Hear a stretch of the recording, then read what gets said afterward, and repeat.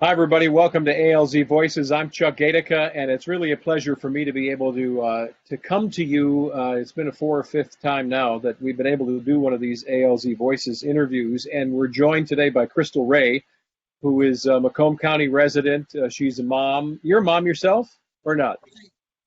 I am a mom, yes. You're a mom. I thought you were, and you're also a gifted singer. I know that you are going to explain a whole lot more about a song you've done that really ties directly to your journey with your mom.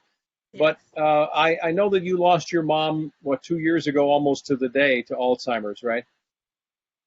Yeah, I lost her August 14th of 2018. Yeah, I'm sorry for your loss, and I know how that can be because we've gone through the same thing as a family as well. And the interesting thing for people to understand here, because so many people that I talk to, and I think it's just human nature. They hear Alzheimer's, dementia, they almost automatically assume that means it's an older person. My mom was diagnosed at 76, passed when she was 82. Your mom's age was vastly different, right? Yes. She was 53 when she was diagnosed and Wow. 58 when she passed. Yeah.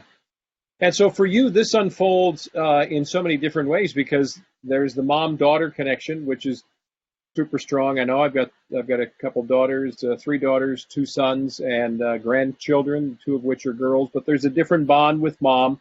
You sing about your mom. I've heard the song, which is lovely. It's just awesome.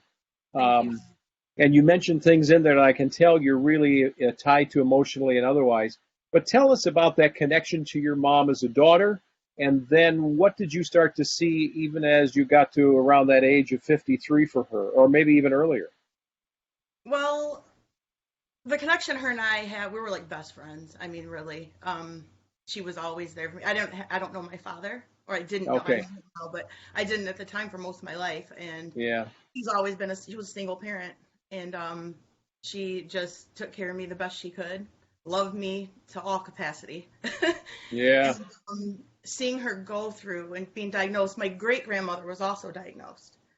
So she had it in her 70s and died in her 80s. Oh, Um, wow.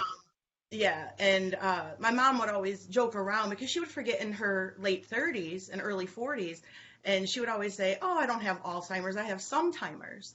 Because she Right. would just forget little things, her glasses on her head or whatever. Um, and then knowing she was diagnosed, she just looked at me and she said, "I'm so scared." I said, "Mama, don't be scared. You're going to be okay."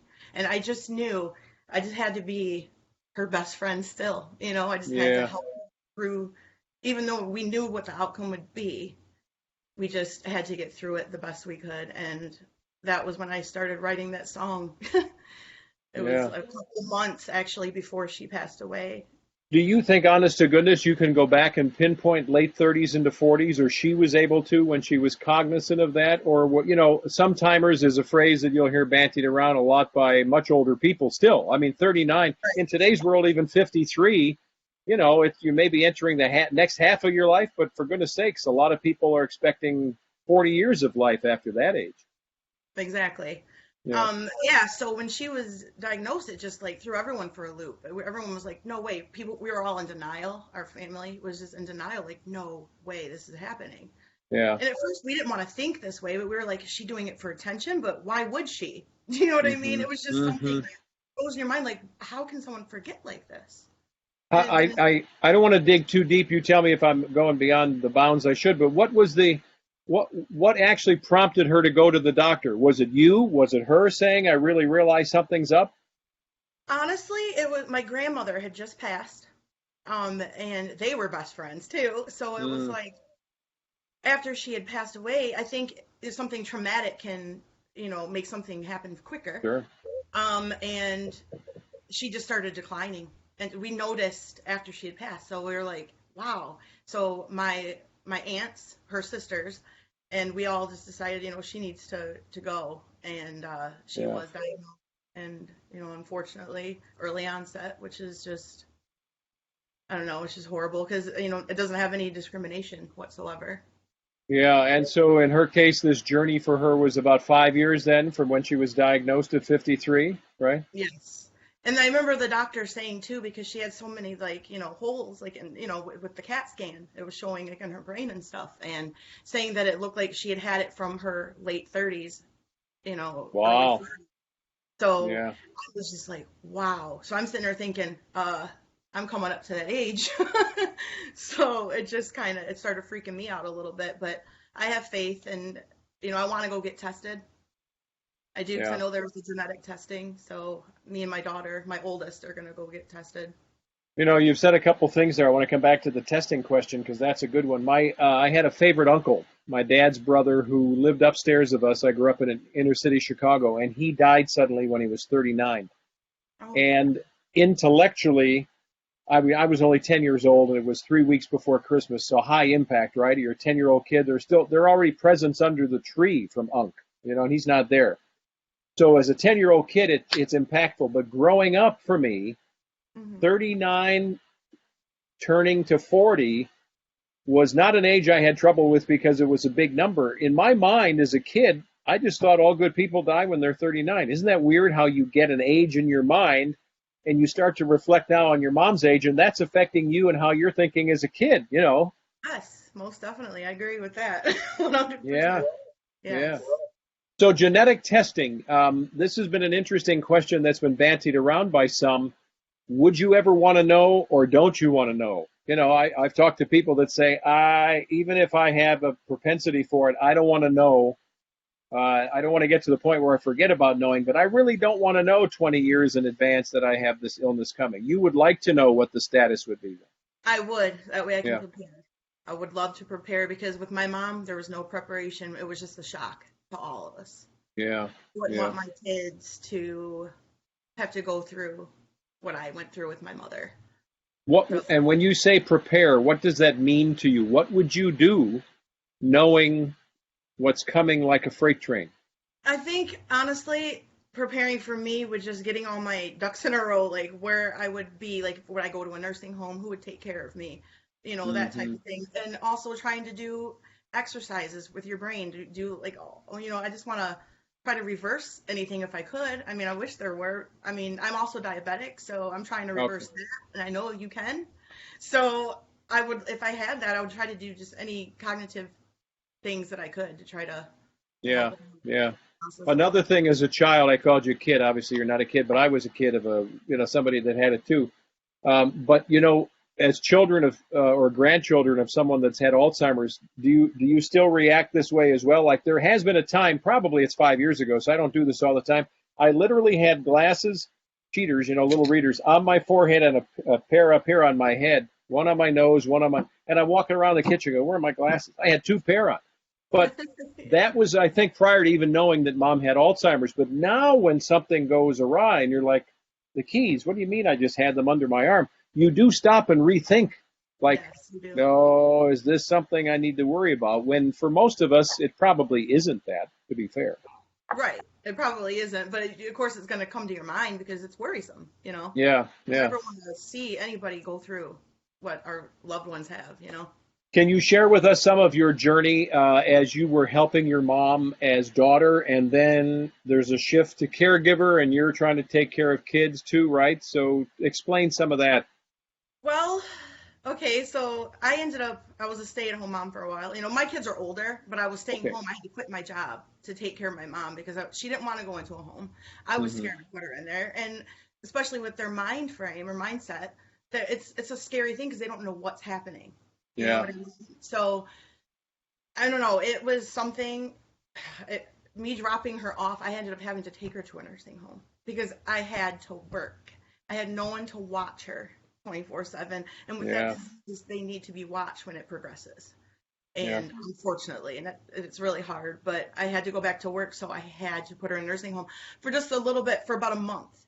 And then after that month, my family from South Carolina, where I'm from, they stepped in, which is my mom's cousin, my second cousin. Okay. She let her stay. They had a farm, or have a farm, and they let her stay on their property, and she took care of her. She's a science teacher, but Hmm. she was off for her health issues, but she was taking care of my mother while I couldn't at that time. It was just so hard, and I told my mom I would always take care of you, and for a little bit I felt regret for not being there 24/7 with her, because I was for a while. And then it got overbearing. I had to live life. I had to do my bill, pay bills and Yeah. all Yeah. these things. So it was just really hard, but I'm so grateful for my family in South Carolina taking care of her. We would talk on the phone. I would, video chat with her and stuff like that. We keep in contact. Yeah. But that's pretty much the gist of that. She went to South Carolina for the last, I'd say, year of her life. Okay. But deep down, and I know you're articulating in a way where I don't want to assume you're beating yourself up, but you did take care of her. I mean, that was the best thing for you to do in your context, right? Yes, most definitely. Yeah. I used to beat myself up about it, but because I know even when they were on their, her deathbed, she was still there sometimes, and Yeah. she could hear me no matter what, And I asked her for forgiveness. I said, "Mom, I'm so sorry about that," and she squeezed my hand. So she knows that I didn't mean anything, no harm by it. Yeah. I was trying to help her. Yeah. But it's just a hard thing. You don't ever want to see your loved one go And through aren't those periods, those moments of lucidity that you see them kind of come out and you're right there and you make those connections? I remember the last couple of weeks in my mom's life, I literally was like this on the edge of the bed in hospice, and she was in a hospice, facility. that. And I just looked at her, and she's kind of staring at me. And by this point, there were a lot of blank stares. But I just looked at her and said, "I love you." And she looked at me. She said, "I know." That wasn't a typical answer. There was usually the rote, "I love you." "Oh, I love you." It was even when she was in the full throes of it. It was kind of a muscle reaction. I mean, I know she did love me, and she knew who I was. But that was one of those moments where you cut through it. And those are priceless moments for all of us, right? Most definitely. I Yeah. actually have a video of her. Oh, it's so crazy because when I make the video for my song Fly, I have voice footage and video of her saying, Oh, "Play it forever." oh, wow. Put that at the end, and I'm very blessed that I have that footage of her saying that. Well, And we've got to talk about that song, and I can come back to some other parts of your journey if you like. But you've just mentioned the song "Fly." That came to you where in this process with your mom of her Alzheimer's in battle? I knew I wanted to write her a song to help her feel comfort while she was going through this. Okay. And I met with a producer who's a friend of mine. His name's J Kidd. Um, I heard this beat and I was like, "That's the song. That is the song." So I took it home and I sat on my bed, and it makes me emotional. And I just started writing, pouring my heart out, Wow. writing exactly how it was. And I knowing, I've li- Go oh, ahead. sorry. No, no, just knowing that other people are struggling and dealing with the same thing that I was going through at that moment. And I knew that this song, these words, it could help others feel comfort as well. I found comfort in listening to your song, and we're going to make sure we connect everybody who's able to see this and beyond, how they can connect and download the song and all of those things. In the beginning, I think it's toward the beginning of the song, you talk about making memories. And I know it's not lost on you. It's certainly not lost on me listening that, you're singing about a woman who loved to make memories in her life, and yet that's what's being robbed from her, as this time is going by, right? Yes. And Yeah. that's, she loved family. It's all she'd always loved to make memories. And she was honestly the laughter of every party. She would walk in a room, she would just make people laugh. She Yeah. just loved people in general. And just to know that she went through that, it just boggles my mind of why. It makes me wonder why. Why do people Yeah. have to suffer through such a thing? So the song "Fly" is it's out and available, right? It is. It's on iTunes and Google Play and Amazon. So Um, we can do that by searching for the name "Fly." Do we have to attach Crysal Rae to it? Tell us how we would do it. you can probably put my name, Crysal Rae, and Yeah. the song because there are a couple songs that have the same title. Or Okay. Yeah. whatever.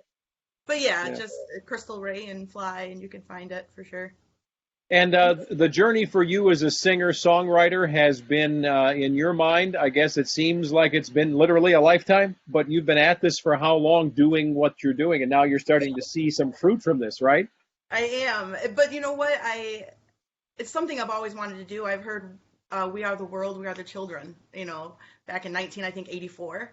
I was 4 years old, and I loved that Wow. song. And I knew that such an impact of a song, because it brought unity throughout the Hmm. world, because there were all races and everything. It was just something so beautiful. And at 4 years old, I knew this is what I meant to do. I meant to bring unity to the world, bring love and light. Wow. I always known that, but I was always a shy child.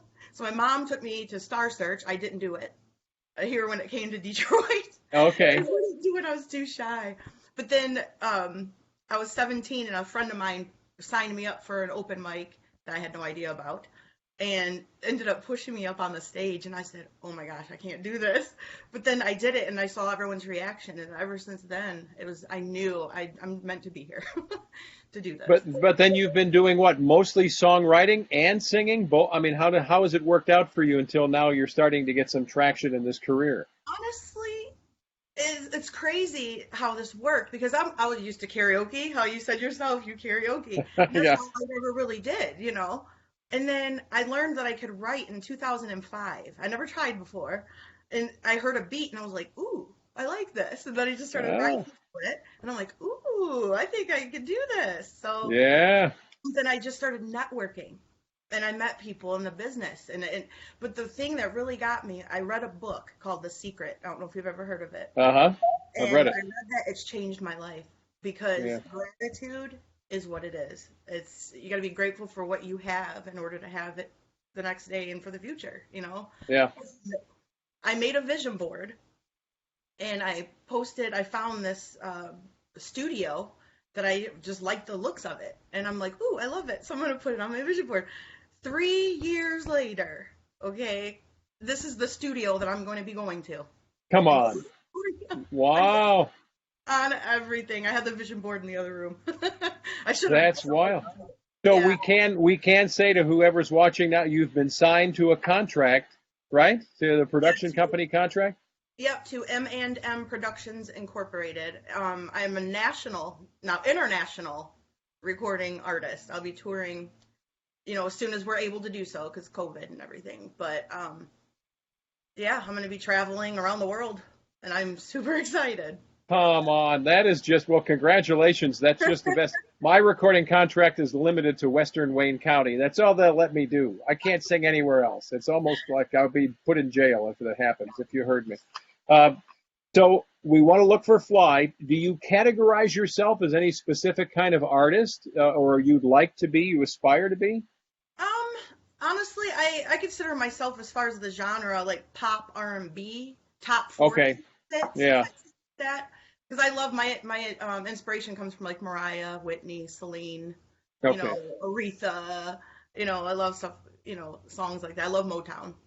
And I inspire to be the best person that I can be, the absolute best. I'm not going to stop until I reach my goal. And it's all about this journey that I'm excited about, not the destination, Yeah. but the journey, because that's the best part, I think. That's an awesome way to look at it, because there are always going to be twists and turns and maybe other storms that pop up, right? It's a matter Oh, of when, and so who knows what that means. But I think you've got such a great attitude, and it is admirable, especially considering the season you've come through. What advice would you be giving to a lot of other people who may be catching this about the role of caregiver, supporter, encourager for someone who's just been diagnosed or is now proceeding through that process as you have to deal with it as a child or of someone or as a caregiver?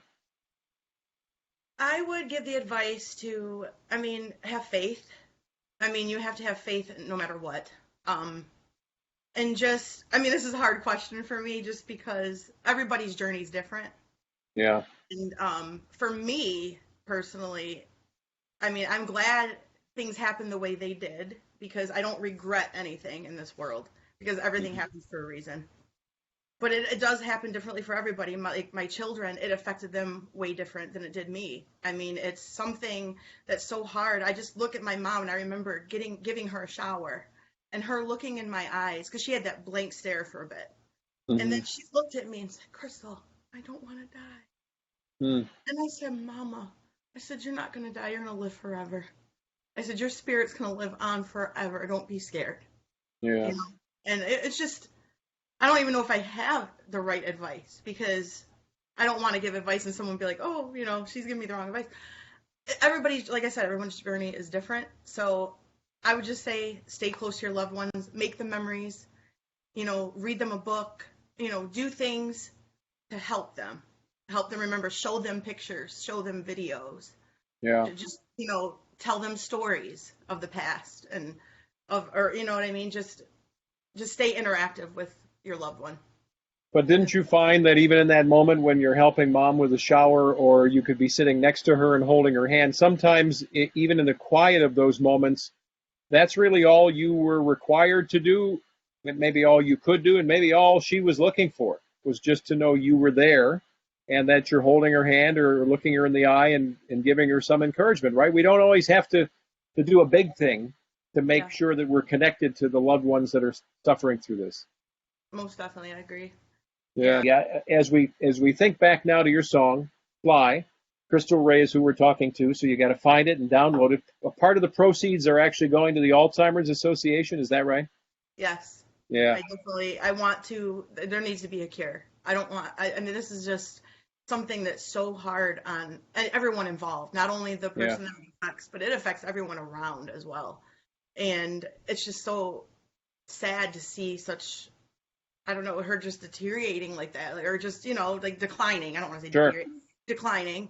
And I just want to help any way that I can. Well, And I that's do that. that's huge, and I also remember from listening to the song a couple of times there was a notion of your mom's selflessness. That she loved being with, giving to others, as you mentioned. She just wanted to be there, and I get the sense that the apple hasn't fallen far from the tree. It seems like that's part of your mission in life is to give back, and the selflessness is to be admired. I really mean it. Oh, I appreciate that. So what can you tell all of us what do we need to do in your mind? We've got the big walk coming up, even though it's going to look different this year, but what else can you encourage all of us to do something to help in this battle against Alzheimer's disease?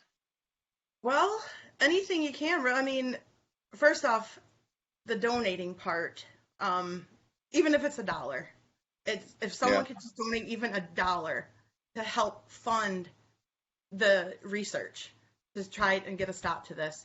But there's yeah. all kinds of things that we could do. I mean, we just need to come together as a community. And this is the first year. I went to do it last year, and I had some issues come up. But this is the first year I'm actually going to do the walk. Okay. So this is all new to me as well. Yeah. So, but what I'm trying to do is I'm trying to get everybody, I'm trying to link it to my song because I figured that's my way of getting proceeds Yeah. so I can help. But I think if anybody, if anyone has art that they want to sell, just anything that they want to do to bring people together, I think we can come up with a cure. I know there's one. There has to be. Well, I'm convinced too that the first person walking around right now that may be headed for Alzheimer's, there's a cure coming for them. And so that's why we're motivated in part, right? And this idea of a walk that's different, last year I was there with a lot of members of my family and extended family. My father-in-law passed from dementia, so it's on both sides of the family. But the idea of this year's walk for September 26th, the beauty of it is, you don't really need to be afraid of what to do because you could walk in your family room. You could walk around your block. I mean, you can do it with a team or do it with people across town. So while it is a strange and different year because of the pandemic and we're not doing it at the zoo, we're still able to do a pep rally, kick things off, and we're still able to walk wherever. So can we find you on Facebook and other places? I mean, normally I'd say tell us where you may be performing, but I gather that's not happening, right? Not at the moment. It's not. Yeah. But you can find me on Crysal Rae Music on Facebook and on Instagram. Okay. And it's spelled CrystalRae. RAE. Okay. Yeah. All right. Well, my pleasure to connect with you, and I sure hope I'd love to connect again for a lot of reasons. First of all, I'm now curious about your own journey, but I'd love to stay connected because I have a feeling there are going to be some big things in your life, and there'll be a day where you'll hear Chuck who. But just remember, when you started out, before you're a giant, mega international star, there are people back here in Michigan that love and care about you. So keep us posted on what's happening in your life, okay? I appreciate that, and I will. And I would never forget you. I remember watching you on the news all the time. So Oh, I've met you once before, but I was young, and like you were at the state fair, at the state fairgrounds. was I nice? Oh, very nice. Oh, Always. good. Okay. I just wanted to make sure, that you didn't walk away with your elephant ear and think, boy, was he a bad guy. No, not Okay, at all. good. Good.